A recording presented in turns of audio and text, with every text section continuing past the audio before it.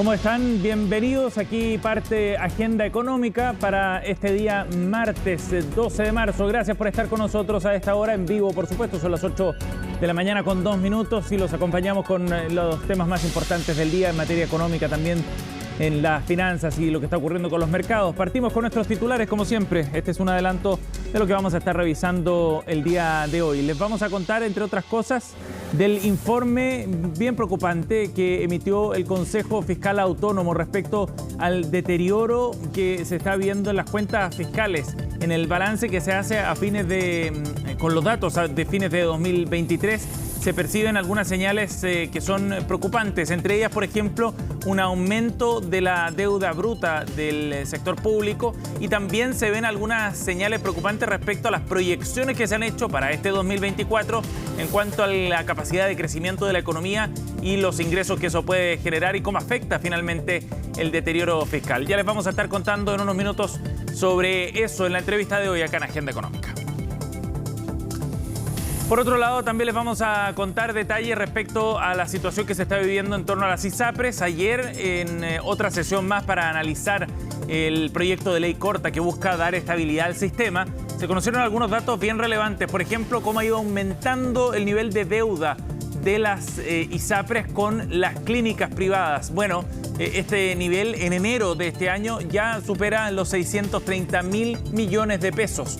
Si se compara con el mismo mes del año 2022, hay un crecimiento interanual de más de 31%, y es evidentemente una situación muy compleja que refleja también cuán grave es la crisis desde el punto de vista sistémico. No se trata solo de la sostenibilidad de las ISAPRES, sino también de otros actores del sector.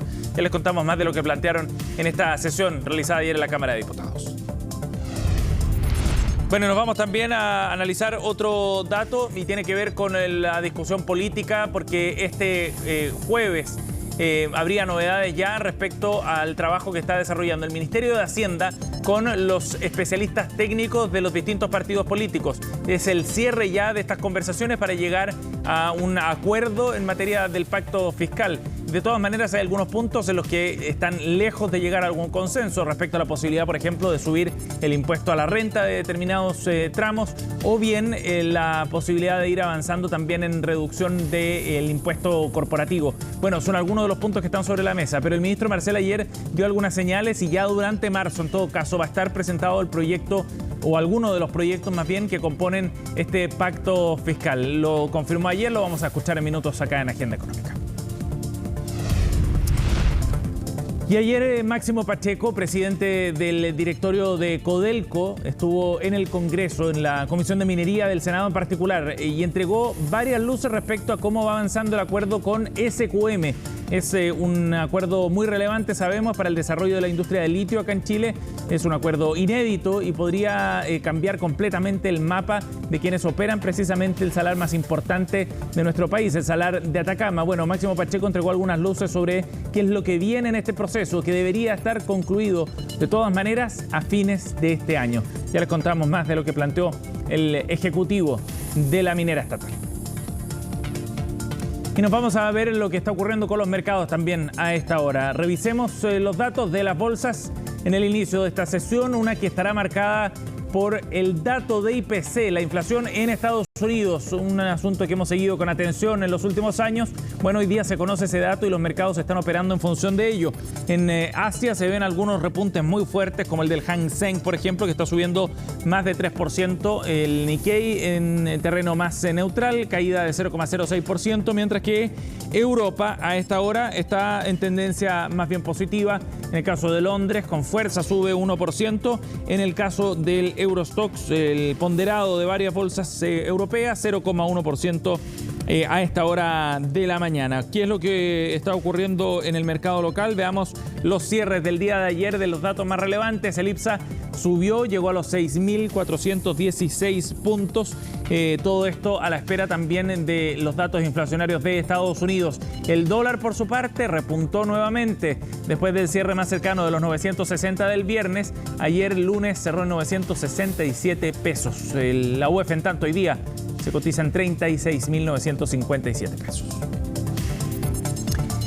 Bien, vamos de inmediato entonces a la revisión de los detalles de este informe que entregó ayer el Consejo Fiscal Autónomo. Hay varias señales de alerta que está emitiendo esta entidad y que son muy relevantes desde el punto de vista sobre todo de la sostenibilidad fiscal. Vamos a conversar con uno de los integrantes de esta instancia, el economista Germán González, nos acompaña esta mañana. Bienvenido, Germán, gracias por estar con nosotros.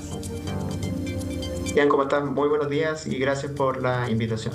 Bueno, Germán, en este informe ustedes analizan los datos al cierre del año 2023. Eso permite tener una digamos, mirada más completa también del momento que están viviendo nuestro país desde el punto de vista de la sostenibilidad fiscal. ¿Cuál es el balance que hacen y cuáles son las señales de alerta más relevantes que tratan de levantar ustedes del Consejo? En primer lugar, es necesario señalar que nosotros tenemos un mandato legal de revisar que el cálculo del balance estructural, en términos simples, esté bien hecho, que cumpla con todas las normas, ¿verdad? Y nosotros, en primer lugar, constatamos eso, ¿verdad? Es decir, somos un ente, ¿verdad?, que intermediamos frente a la opinión pública respecto del cálculo del balance estructural. Nuestra primera reacción es que eso está bien calculado, que las cifras del ajuste cíclico están bien hechas y así como parte de nuestro informe. A continuación, constatamos qué es lo que ocurrió más bien en la situación fiscal del año 2023 con cifras que son públicas, ¿cierto? Y ahí uno constata, siendo bien claro, un deterioro de las métricas fiscales. Esto es algo que se conocía, ¿verdad? La deuda pública aumentó el año pasado, el stock de activos se redujo y se deterioró el balance fiscal estructural. También habíamos habíamos reconocido el año 2022 cuando hubo un ajuste fiscal y las métricas fiscales mejoraron, ahora constatamos que estas se deterioraron. Pero yo diría que además de eso, ¿verdad?, miramos la situación fiscal hacia adelante y ahí es donde vemos una situación fiscal que es bien estrecha, que también es algo que las cifras del informe de finanzas públicas lo reflejaban. Lo que pasa es que nosotros nos metemos un poco más en el detalle de esa cifra y constatamos, por ejemplo, que no hay holguras fiscales relevantes para los próximos años. Incluso algunos años las holguras fiscales son negativas. Sí. ¿Qué significa que no haya holguras fiscales hacia adelante? Eso es bien importante, digamos, porque ¿cómo se definen las holguras fiscales? Las holguras fiscales son las diferencias entre los gastos comprometidos que tiene el gobierno. Por ejemplo, hacia adelante el gobierno tiene una inercia muy grande, tiene que pagar salarios, mantener ciertos subsidios, ciertos programas, ¿verdad? Eso genera un compromiso de gasto que hoy día se pueden proyectar hacia adelante y que lo hace la Dirección de Presupuesto para los siguientes años. Entonces, las holguras fiscales son la diferencia entre esos gastos comprometidos y el gasto compatible con la reducción o con las metas más bien de balance estructural. Entonces, cuando uno mira esas dos líneas de gasto, ¿verdad?, lo que está comprometido y lo que es compatible con las metas, no hay espacio para gastos adicionales. De acuerdo. Y por lo tanto, lo que corresponde desde el punto de vista de la responsabilidad fiscal es que si este gobierno o el que sigue, ¿verdad?, quiere aumentar el gasto público de manera permanente, tiene que tener las fuentes de ingreso permanente para ello, ¿verdad? Porque con la situación actual no hay espacio para acomodar mayor gasto público. O sea, ante gastos imprevistos, por ejemplo, hay menos espacio. Ante la posibilidad de implementar alguna política que no esté considerada, no hay mucho espacio para poder gastar manteniéndose, digamos, dentro de cierto balance. Al mismo tiempo, efectivamente, se quieren ir cumpliendo las metas de reducción del déficit estructural. Claro. No hay espacio, efectivamente. Germán, y esa reducción de espacio, esa escasa holgura que se ve hacia adelante, ¿a qué se debe? Son diversos factores, pero en lo central, y esto por una cuestión más bien aritmética, ¿verdad?, tenemos ingresos estructurales que crecen relativamente poco, que tienen mucho que ver con el bajo crecimiento tendencial de la economía. Por eso una de las propuestas, ¿verdad?, es pensar en cómo levantar esa capacidad de crecimiento de la economía, hacernos cargo, ¿verdad?, de esa capacidad de crecimiento que ha venido a la baja hace ya bastante tiempo, un problema de largo aliento, y también digamos, esto tiene que ver con presiones de gasto que se han ido acumulando en el tiempo y que generan estos compromisos permanentes, compromisos de gasto que es bien difícil revertir. Por mencionar uno, por ejemplo, la PGU es un compromiso de gasto importante, ¿verdad?, del proyecto de ley que se aprobó en el pasado, pero que va a seguir generando o reduciendo los espacios de gasto en los próximos años, ¿verdad? Entonces, es una combinación combinación de gastos que se han ido acumulando, que son permanentes, que hay que cumplir, y una capacidad de generar ingresos, principalmente derivada del menor crecimiento tendencial que ha ido cayendo. Sí, ¿y a eso se refieren cuando hablan de un estrés fiscal que detectan? Pasa es que ahí hay una combinación de cosas. Cuando uno mira las proyecciones fiscales, lo que se observa es que la deuda pública, por ejemplo, en el horizonte de proyección sigue subiendo, ¿verdad? Uno observa también que los activos, que eso es bien importante porque recordemos que Chile acumuló cifras importantes de activos durante el superciclo del cobre, pero esos activos se han ido usando en el tiempo, ¿verdad? Y en las proyecciones se van a seguir usando esos activos, y por lo tanto, si uno mira los próximos 4 o 5 años, el país va a tener un mayor nivel de deuda bruta, un menor stock de activos, y también evaluamos algunos de los supuestos que tiene las proyecciones fiscales hacia adelante, y vemos, por ejemplo, que hay algunos supuestos que podrían verse desafiados a la luz de los datos. Queremos decir, por ejemplo, si la economía crece menos o el tipo de cambio se mantiene depreciado. Hoy día, Sebastián, creo que es importante señalar que el país tiene, por ejemplo, una composición de deuda pública en moneda extranjera mayor que la que tenía en el pasado, y por lo tanto las fluctuaciones del tipo de cambio, las depreciaciones del peso, como las que hemos visto en el último tiempo, están incidiendo en el valor de la deuda pública. Claro. Y una cosa también que es bien relevante es que Chile, desde el año 2001, tiene una regla de balance estructural, pero este gobierno agregó, en parte como recomendación del Consejo Fiscal, un objetivo de deuda pública, y por lo tanto ahora el Consejo Fiscal está mirando esas dos variables, y por lo tanto cada vez que hacemos nuestros informes no solo nos preocupamos de que el cálculo del balance estructural esté bien hecho, sino de todas las variables que inciden en la dinámica de la deuda pública. Sí. Y eso abre un espectro mucho más amplio de análisis y discusión sobre los temas fiscales. Germán, en particular la proyección que se hizo para este año de crecimiento en torno al 2,5%, a eso está apostando el Ministerio de Hacienda. ¿Significa una presión más entonces desde el punto de vista fiscal, en la medida en que si no se cumple ese crecimiento, que parece ser bien ambicioso a la luz de las proyecciones del mercado, bueno, va a tener algún efecto también desde el punto de vista de ingresos?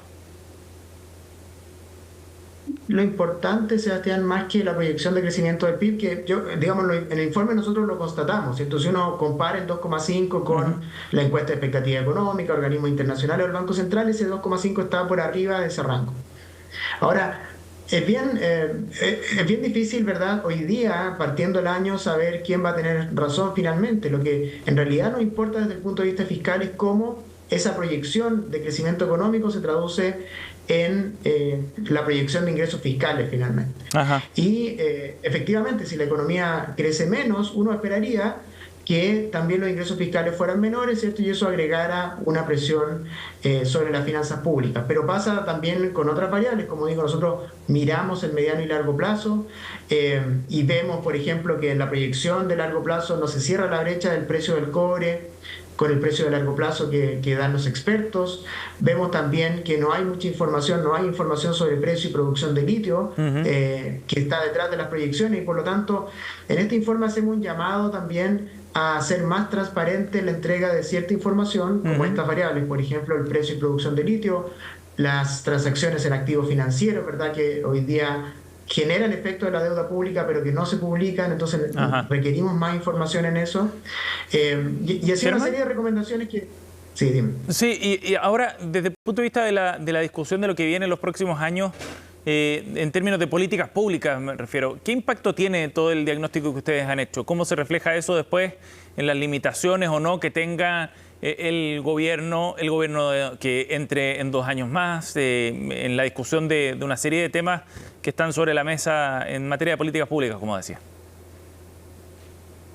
Bueno, creo que ese es el punto central de nuestro informe. Nosotros hacemos un llamado, y quiero ser bien enfático, esto no es una crítica al gobierno, es un llamado a la necesidad de restablecer, ¿verdad?, la responsabilidad fiscal, el manejo fiscal sostenible, y esto es también para el sistema político. Al final las leyes se terminan aprobando en el Congreso. Entonces lo que nosotros queremos es, digamos, dar plena claridad de cómo está la situación de las finanzas públicas, precisamente para que la discusión de las leyes de aquí en adelante, los proyectos de ley, ¿verdad?, que implican mayor gasto o que ven materias tributarias, tengan en cuenta que la situación fiscal es estrecha para los próximos años. Y por lo tanto, en simple, ¿verdad? Lo que decimos es que seamos muy cuidadosos si es que queremos comprometer nuevos gastos en tener las fuentes de financiamiento adecuadas. Y también decimos que esas fuentes no necesariamente vienen de aumentos de impuestos.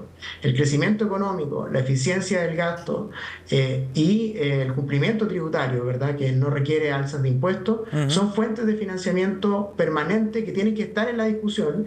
Y lo que queremos es que tanto el gobierno como el que sigue, por ejemplo, y el sistema político tengan esa visión al momento de seguir aprobando proyectos de ley en el Congreso. Bien, muy claro el mensaje. Germán, muchas gracias por conversar con nosotros esta mañana. Muy amable.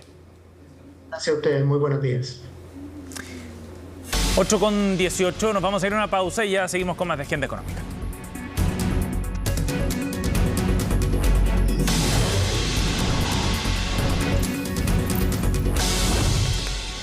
Seguimos aquí en Agenda Económica, 8:21. Ayer se desarrolló una nueva sesión del trabajo de la Comisión de Salud de la Cámara, donde se analizó el proyecto de ley corta de ISAPRES. Y en este contexto salieron a la luz varios datos que son muy relevantes para entender la magnitud de la crisis que está viviendo el sector y de los efectos, sobre todo, que puede tener una caída de las aseguradoras privadas. Nos referimos fundamentalmente a los datos que aportó el sector de las clínicas de Chile, aquellos que trabajan directamente como prestadores con las aseguradoras. Bueno, Javier Fuenzalida en esta presentación sostuvo que la deuda total de las ISAPRES con las clínicas a enero de este año ya alcanza los 636.000 millones de pesos. 636.000 millones de pesos, en un alza cercana al 31% en comparación al mismo mes, pero del año 2023.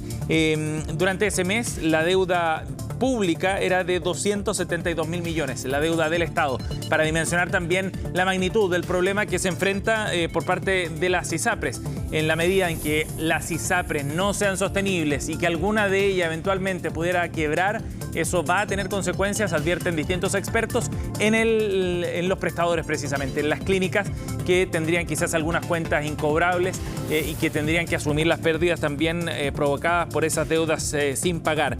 Estamos haciendo frente a una deuda con deuda, comentaba Javier Fuenzalida, el presidente de la Asociación de Clínicas de Chile. Nos estamos endeudando o dejando de invertir, llamando a los diputados a tratar de tramitar rápido esta ley para generar las certezas que necesita el sistema por la amenaza de colapso precisamente de las ISAPRES. Por otra parte, en el proyecto, la discusión ayer en la comisión, se advirtió nuevamente por parte de las ISAPRES de que podría ocurrir una crisis en el sistema de salud. Lo dijo Gonzalo Arriagada, el presidente de la Asociación de ISAPRES, quien además se planteó la necesidad de considerar la mutualización dentro del proyecto, un concepto clave para entender no solo la magnitud de la deuda que tendrán que pagar las ISAPRES a sus afiliados, sino también para entender cómo se va a proyectar hacia el futuro el sistema de aseguradores privados. Bien, y nos vamos a otro tema. Les contábamos en nuestro resumen que el Ministerio de Hacienda ya está en la etapa final del trabajo con los técnicos representantes de distintos sectores políticos para poder afinar los proyectos que componen el llamado Pacto Fiscal. Y ayer el ministro de Hacienda, Mario Marcel, se refirió precisamente al avance de esos preparativos, aclarando que pronto, ahora en marzo, ya se presentarán los primeros proyectos en el Congreso para un trámite que tendrá su segunda oportunidad tras el rechazo del año pasado. Esto fue lo que dijo el ministro Marcel. Está en plena discusión el proyecto que moderniza el sistema de evaluación de impacto ambiental. Tenemos el proyecto de cumplimiento tributario que, como decía, ya va a empezar su votación esta misma semana, el día miércoles. Y también está el proyecto que regula de manera permanente las interacciones entre organizaciones de la sociedad civil y la política pública a través de convenios con fundaciones y otro tipo de instituciones. Se van a ingresar 3 proyectos adicionales. Por un lado, el proyecto que crea la Agencia de Calidad de Políticas Públicas, el proyecto que fortalece la institucionalidad legal, desarrollo de la infraestructura y el proyecto de reforma del impuesto a la renta. Entonces estamos manteniendo la lógica con la cual empezamos, que es asegurar que tenemos una propuesta balanceada en términos de los distintos temas que están contemplados en el pacto fiscal. Bien, por otra parte, el ministro Marcel también se refirió a los datos de inflación que hemos conocido recientemente. A la sorpresa de enero se sumó otra más en febrero con un dato de 0,6%, muy por sobre lo que estaba esperando el mercado. De todas maneras, el ministro Marcel se mostraba más bien cauto respecto a este dato puntual que conocimos en el segundo mes del año y a las proyecciones que puede tener este dato específico para el IPC acumulado de este 2024. Si consideramos lo que es el IPC con la nueva canasta, estamos consistentemente bajo el 4%, cuando al mismo tiempo hacemos el ajuste para eliminar los precios volátiles, como es lo que se hace con el IPC subyacente, tuvimos una baja en el nivel de ese IPC significativa y también tenemos cifras que van encaminándose ya a ubicarse por debajo del 4%. Así que este es un proceso que va a continuar porque la política monetaria, ¿cierto?, opera con rezago. 8:26. Vamos a ir a otro tema. Máximo Pacheco, el presidente ejecutivo de Codelco, estuvo ayer en la Comisión de Minería del Senado. Asistió para entregar más detalles respecto, entre otros temas, al acuerdo con SQM para la explotación del Salar de Atacama.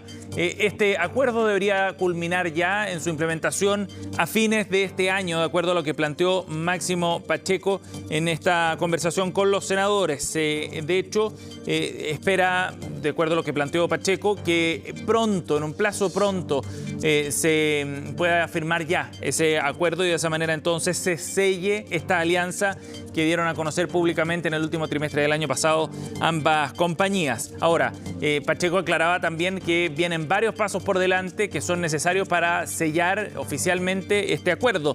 Entre otras cosas, tienen que llevar adelante una consulta indígena. Recordemos que las comunidades atacameñas se molestaron mucho cuando supieron de boca de las compañías involucradas de este acuerdo que habían alcanzado para la explotación de Salar de Atacama. Luego es necesario obtener también autorización de la Comisión Chilena de Energía Nuclear para aumentar la producción de SQM, además de modificar algunos contratos, por ejemplo, con Corfo. Todo eso tiene que pasar por los trámites correspondientes también en Contraloría y luego ser visados también por los directorios de ambas compañías. Y en SQM también hay tensiones por la presencia de la China Tianqi. Todo eso tendría que terminar a fines de este año, en diciembre de 2024, lo que planteaba Pacheco. En todo caso, las partes ya se propusieron a trabajar con ese plazo hacia fines de este año. Luego vendrá el proceso de conformación del directorio de la nueva sociedad y también de la definición del nombre con el cual va a operar en este proceso, que recordemos aparece hasta ahora como el gran hito en la estrategia nacional del litio que ha impulsado el gobierno del presidente Gabriel Boric. Todo además a la espera de las definiciones que tiene que hacer el Ministerio de Minería y el gobierno en general respecto al desarrollo de otros salares dentro del contexto de esta estrategia. 8:28 nos vamos, gracias por acompañarnos. Aquí termina Agenda Económica, pero en minutos ya estaremos con Noticias Express junto a Frecia Soltov. Que tengan un buen día.